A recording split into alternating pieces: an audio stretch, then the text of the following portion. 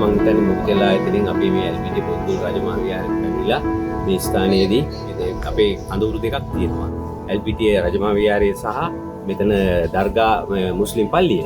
ඉතින් මේ දෙකේම දැනට 521ක් පමණ අවතැන් පුද්ගලයෝ ඉන්නවා. ඒ අයට අපි මේ වෙනකන් සුබ සාධන කටයුතු කරගෙන යනවා. ඒ අතරතුරදී ඔබතුමාලා අපිට ජලය තමයි ප්‍රධාන ප්‍රශ්නයක් කියලා තිබුණේ.